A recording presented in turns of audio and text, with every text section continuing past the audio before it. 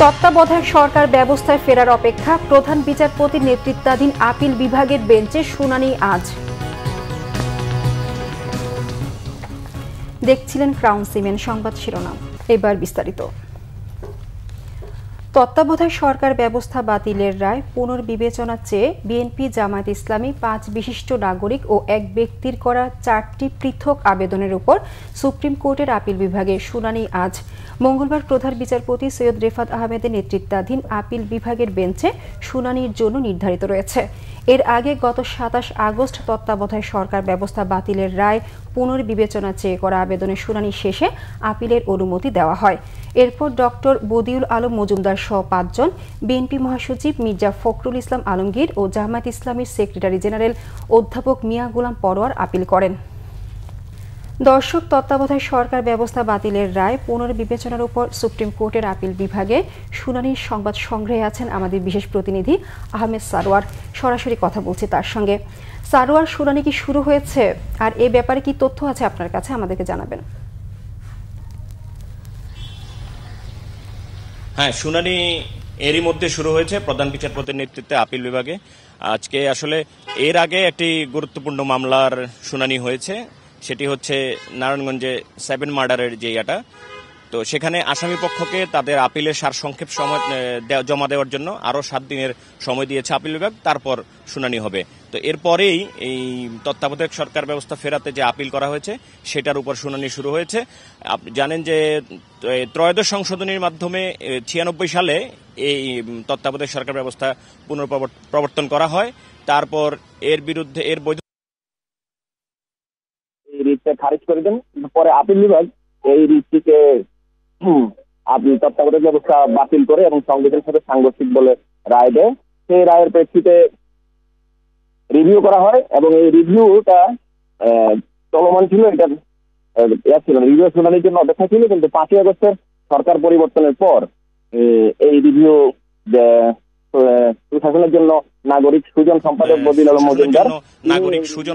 বদিউল আলম মজুমদার তিনি এই রিভিউর আপিল বিভাগের রায়টি পুনর্বিবেচনা চেয়ে আবেদন করেন। তখন এতে আবার বিএনপি মহাসচিব, জামায়াত ইসলামের মহাসচিব, সেক্রেটারি জেনারেল এবং আরও 5 জন বিশিষ্ট ব্যক্তি এতে পক্ষভুক্ত হয় এবং অবশেষে আপিল বিভাগ এই পূর্ণাঙ্গ বেঞ্চ রিভিউটি শুনানির জন্য আপিল করার জন্য অনুমতি দেন। তারপরেই আসলে সেইটার পরিপ্রেক্ষিতেই আজকের এই আপিল শুনানি শুরু হয়েছে। এখন দেখা যাক আপিল শুনানি শেষে কতদিন লাগে অথবা কি বলেন আপিল বিভাগ। সারোয়ার, ধন্যবাদ আপনাকে। নারায়ণগঞ্জের 2500 থেকে মদনপুর পর্যন্ত প্রায় 20 কিলোমিটার সড়ক চলাচলের অযোগ্য হয়ে পড়েছে। এতে প্রতিদিন চরম ভোগান্তি পোহাচ্ছে যাত্রী, চালক ও হেলপাররা। বেহাল এই সড়কে প্রতিদিনই ঘটছে দুর্ঘটনা, কিন্তু কোনো মাথা ব্যথা নেই সংশ্লিষ্ট কর্তৃপক্ষের। সোনারগাঁও প্রতিনিধি মোহাম্মদ আলামিনের তথ্য ছবিতে রিপোর্ট। বেহাল দশা মদনপুর জয়দেবপুর এশিয়ান হাইওয়ে সড়কের 2500 থেকে মদনপুর পর্যন্ত সড়কটি। দীর্ঘদিন সংস্কারের অভাবে সড়কের বেশিরভাগ জায়গাতেই নেই কার্পেটিং। বিভিন্ন জায়গায় ছোট বড় গর্ত। জীবনের ঝুঁকি নিয়ে প্রতিদিন এই সড়ক দিয়ে চলাচল করে বিভিন্ন যানবাহন ও নানা জায়গার হাজার হাজার মানুষ। ভাঙাচোরা সড়কে প্রায় ঘটছে দুর্ঘটনা। স্বাভাবিক সময়েই এই সড়কে গাড়ি চালানো মুশকিল। বৃষ্টি হলে পরিস্থিতি আরও ভয়াবহ হয়ে ওঠে। এ সময় কোথায় গর্ত, কোথায় সড়ক বোঝার উপায় নেই। তীব্র যানজটে চরম ভোগান্তি মানুষের। যে কোনো সময় বড় ধরনের দুর্ঘটনার আশঙ্কা রয়েছে। ঘন্টার পর ঘন্টা জ্যাম থাকে। বিভিন্ন সময় দেখা যায় যে রুগীরা অ্যাম্বুলেন্সে রাস্তায় একটা খারাপ ঘটনা সিচুয়েশন হয়ে যায়। এই রাস্তা যে এত খারাপ, মনে করেন যে যদি মাঝায় কোনো প্রবলেম ওয়ালা লোকজন থাকে তাহলে তার অবশ্যই অনেক সমস্যা হবে। এমনই পরিস্থিতি, রাস্তা চলার মতন না, ঠিক আছে। আর এই যারা রাস্তার কাজ করতে তারা যদি এই রাস্তার গ্যাপগুলা একটু বন্ধ করে দিত, তা মনে করেন যে আমরা চলার মতন গতি হইতো আমাদের। আমরা প্রতিদিন যাতায়াত করি, মিনিমাম প্রতিদিন 2 ঘন্টা 3 ঘন্টা যাবত আমাদের লেট করতে হয়। অফিসিয়ালি কাজে, ব্যবসা বাণিজ্য কাজে আমরা খুবই খারাপ অবস্থায় আছি। মদনপুর থেকে 2500 এই সড়কটি প্রায় 5 বছর ধরে বেহাল দশা। বর্তমানে এটি চলাচলের একেবারেই অনুপযোগী। প্রতিদিনই এই রাস্তায় বড় বড় দুর্ঘটনা হচ্ছে, মানুষ পঙ্গুত্ব বরণ করছে, জানমালের ক্ষতিগ্রস্ত হচ্ছে। তাই আমি একজন সচেতন ব্যক্তি হিসাবে আমি চাই যে রাস্তাটা দ্রুত সংস্কার করে চলাচলের উপযোগী করে দেওয়া হোক। সম্প্রতি ভারী বৃষ্টির কারণে মহাসড়কে খানাখন্দ তৈরি হয়েছে জানিয়ে নারায়ণগঞ্জ সড়ক ও জনপদের নির্বাহী প্রকৌশলী বলেন, সড়কটির কাজ শিগগিরই শুরু হবে।